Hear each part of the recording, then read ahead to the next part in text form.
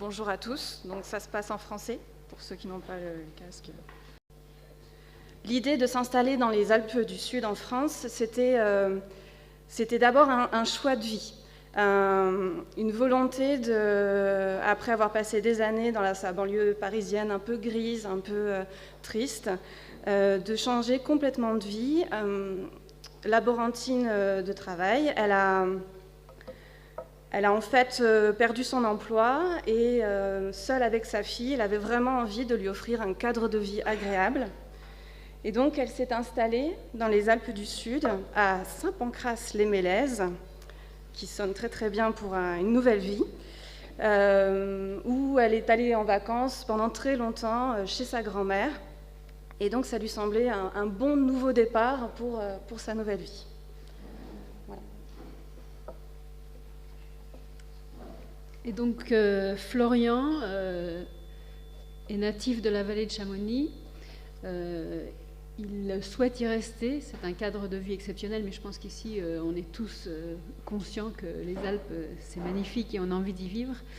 C'est une petite ville avec des services qui sont équivalents à ceux de grandes villes, avec des activités culturelles, sportives, des événements. Voilà, par exemple, un événement annuel de concerts gratuits. Et une ville très sportive et très cosmopolite qui attire beaucoup de gens du monde entier. Donc c'est un endroit où Florian avait vraiment envie de pouvoir rester.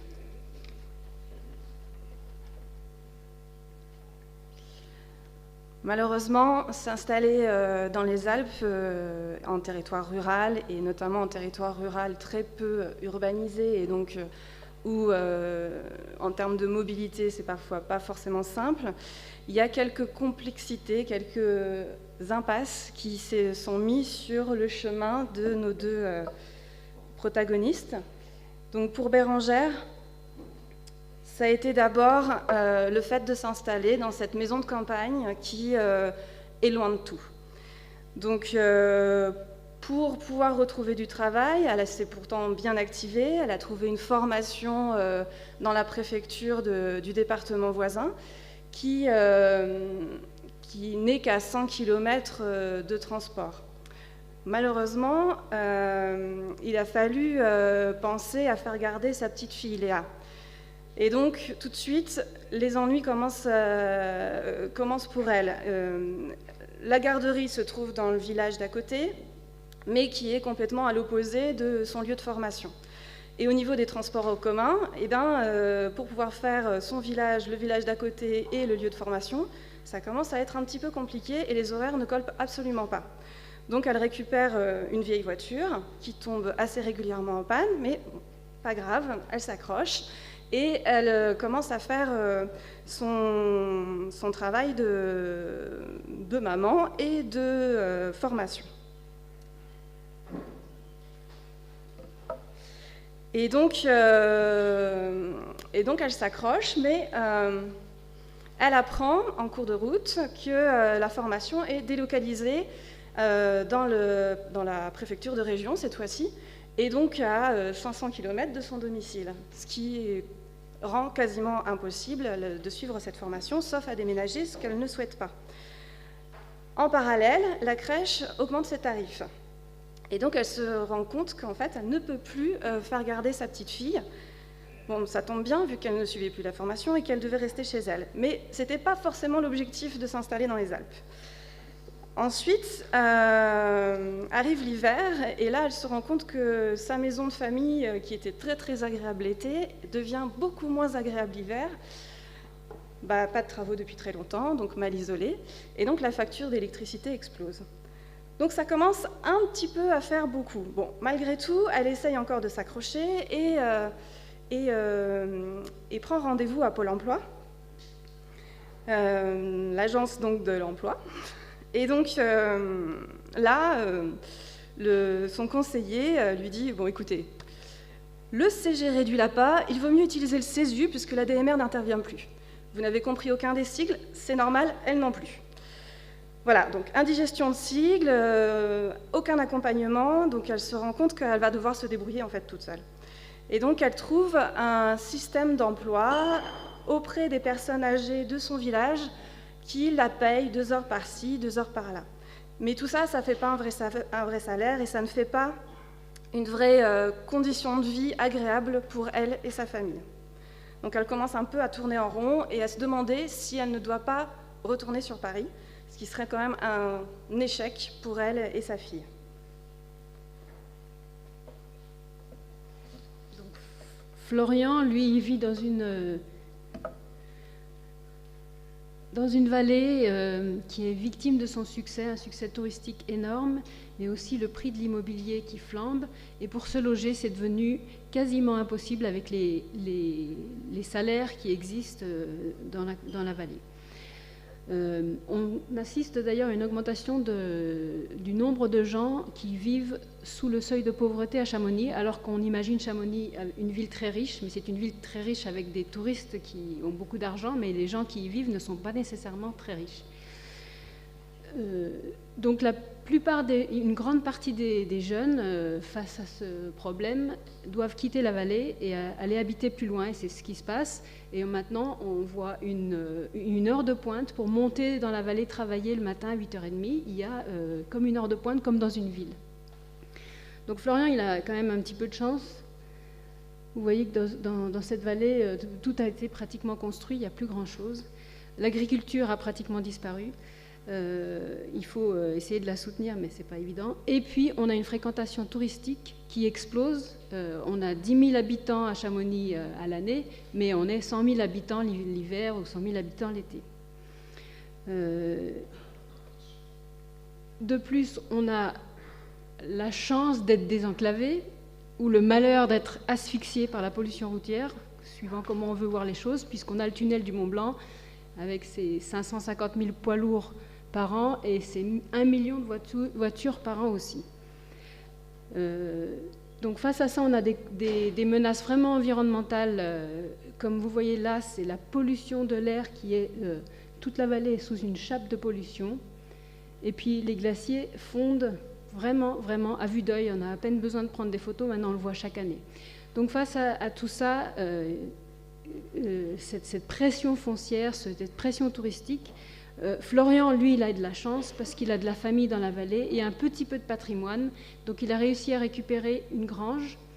Il est bricoleur, il est plombier, il la retape pour y vivre avec sa famille, mais il n'a pas beaucoup de terrain, mais ça lui permet de vivre sur place et de ne pas faire comme tout le monde l'aller-retour et de rajouter à ce problème de circulation routière.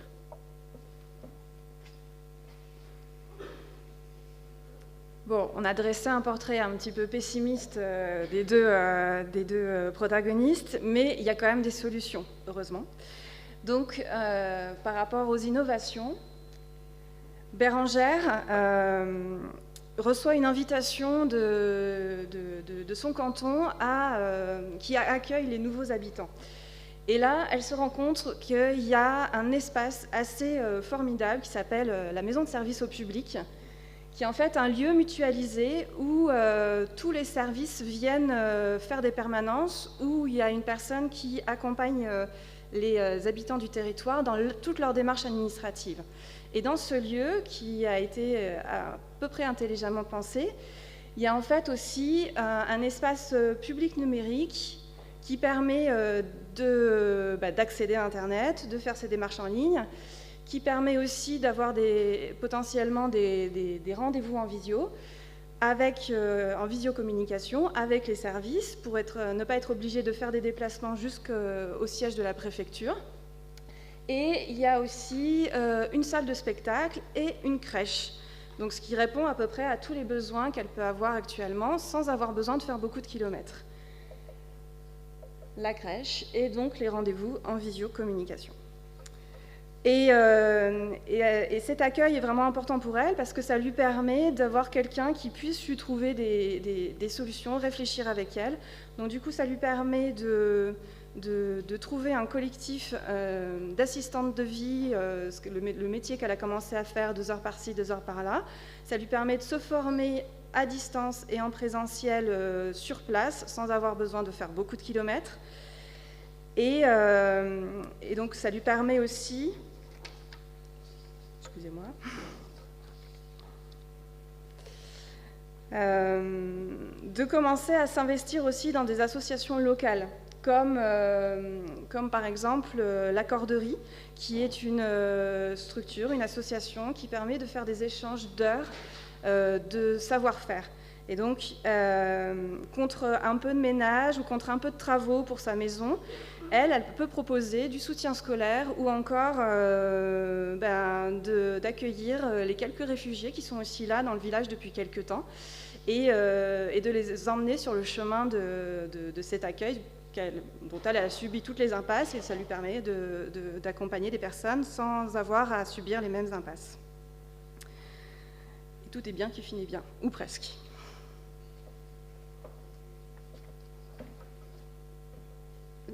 Donc, à Chamonix, face à l'exode de la population, puisqu'il y a vraiment, il y a une quinzaine d'années, les élus se sont aperçus que 10% de la population était partie habiter ailleurs qu'à Chamonix.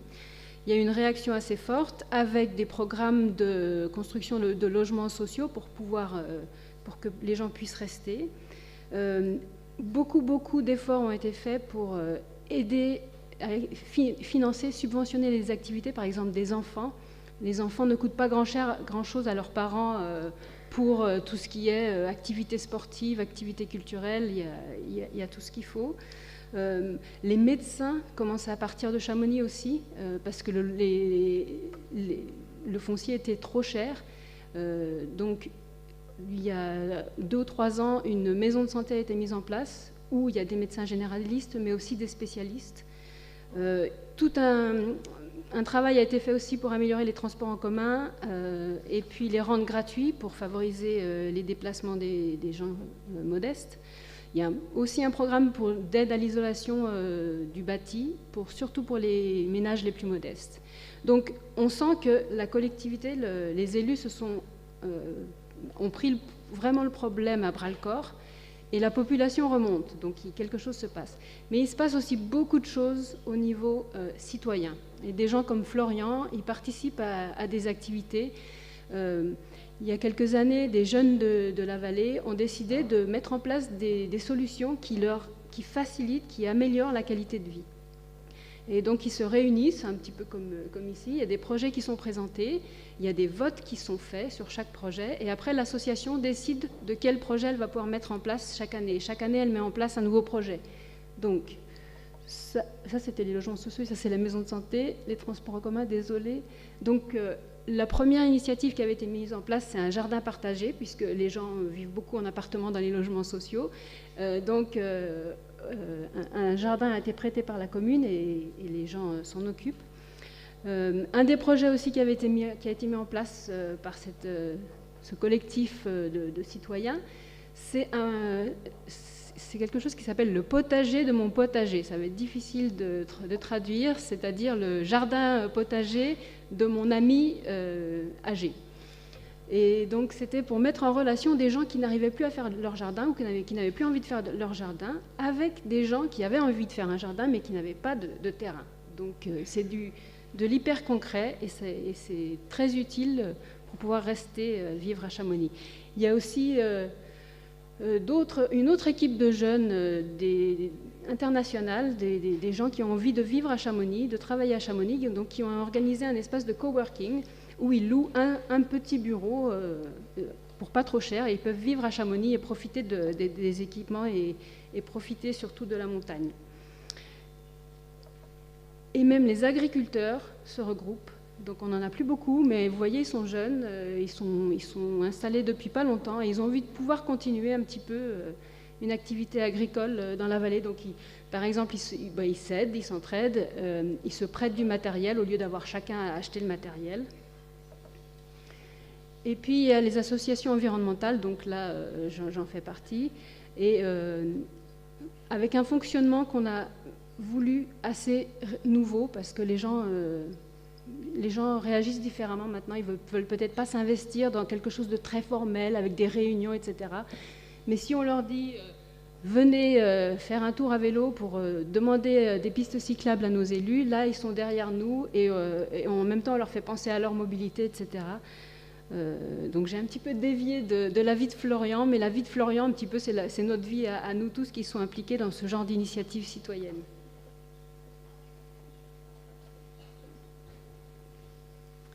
Donc, quand on a été interpellé sur ce titre Village isolé et hotspot urbain, bénédiction ou malédiction, en discutant avec Anne, on s'est rendu compte que, en fait, que ça soit un village rural sous-exploité ou une ville plus urbanisée et sous-exploitée et surexploitée en inverse, je ne sais plus ce que j'ai dit. Il y avait quand même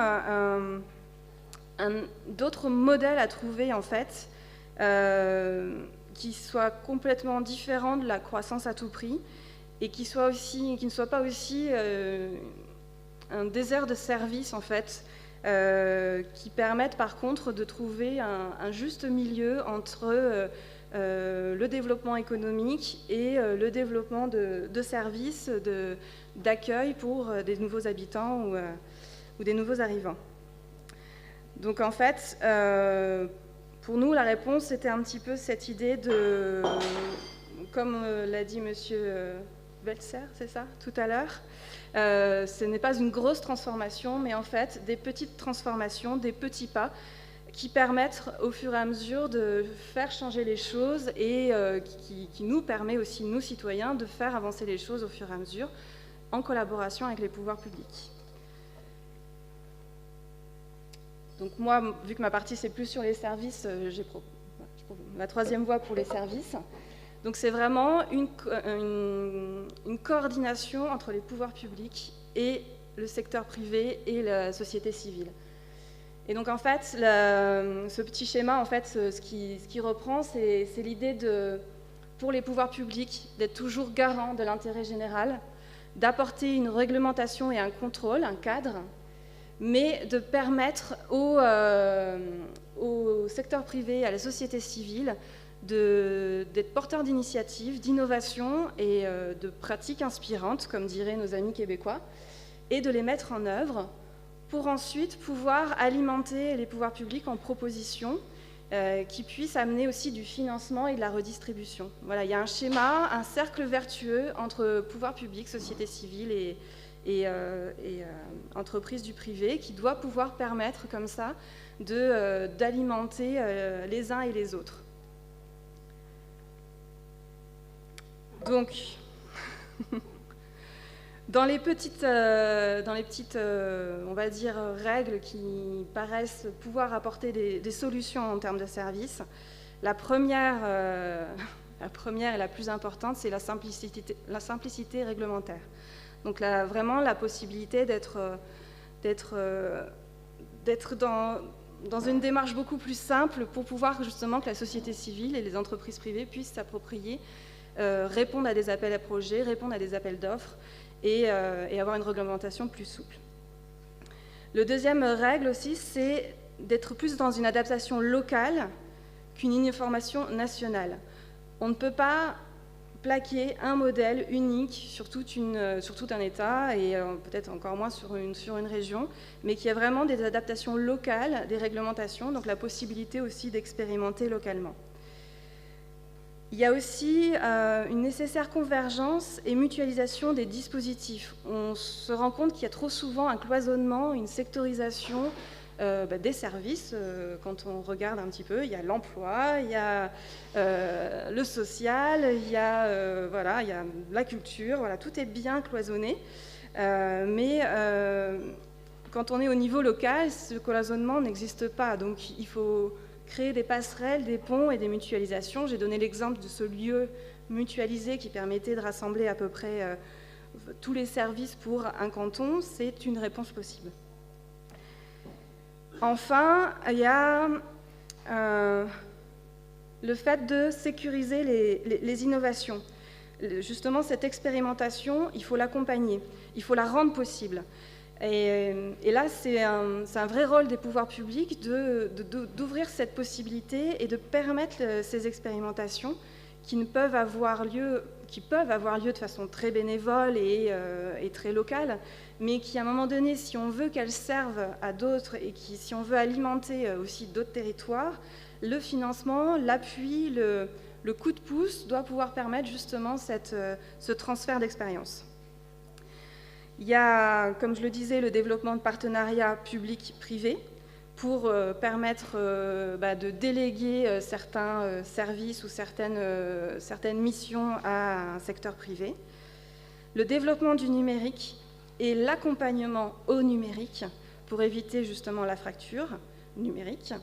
Mais malgré tout, miser sur le fait qu'on a des outils assez formidables quand ils fonctionnent, mais qui peuvent quand même apporter des réponses comme des formations à distance ou des services à distance qui permettent justement de répondre à des problématiques de mobilité.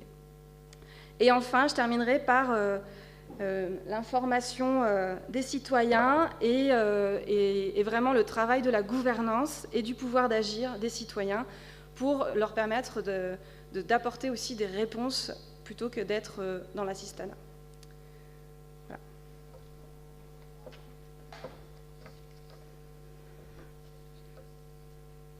Donc bien évidemment, ce qui a commencé à être fait, que je vous expliquais au niveau de l'habitat, au niveau de l'environnement, doit continuer, mais je pense qu'il faut qu'on aille beaucoup plus loin. Il faut qu'on sorte dans nos Alpes de la politique du tout-ski. Il faut développer un tourisme plus doux et comme il rapporte moins d'argent, c'est sûr que c'est beaucoup plus difficile à imposer, mais là je vais vous parler très vite du vélo. Les touristes qui arrivent à vélo dépensent beaucoup plus dans l'économie locale que les touristes qui arrivent en voiture. Donc ça, c'est quelque chose avec lequel on peut toucher peut-être les décideurs des Alpes pour changer un petit peu de modèle. Et les touristes qui viennent à vélo, ils viennent toute l'année, ils viennent pas seulement l'été. La majorité de ces gens-là ne viennent pas au moment où il y a le plus de monde. Le modèle du tout-ski, il montre ses limites parce que le changement climatique passe par là et la neige artificielle, oui, c'est une solution, mais c'est quand même un sparadrap sur un gros problème. Au niveau des transports aussi, il faut travailler beaucoup plus pour pouvoir acheminer tous les touristes jusqu'aux stations de ski, jusque dans les Alpes. Là, je vous parle parce qu'en France, on n'a pas cette situation-là. Ici, c'est déjà le cas. J'ai traversé pour venir ici la Suisse, l'Autriche, un petit bout de l'Autriche et l'Allemagne ici. Et vous avez déjà tout mis en place. Donc, nous, on demande simplement à avoir la même chose que chez vous et ce serait parfait. Et puis après, au niveau des marchandises, là aussi, la Suisse, c'est un modèle. La France, c'est une catastrophe. Toutes les marchandises circulent par la route, y compris dans les Alpes, y compris à 1300 mètres d'altitude. Et on suffoque. Donc la conclusion, c'est il faut un système d'un petit peu entre les deux, où on n'est pas perdu dans la ruralité, mais on n'est pas non plus dans une ville qui souffre de surexploitation et de surpollution. Merci.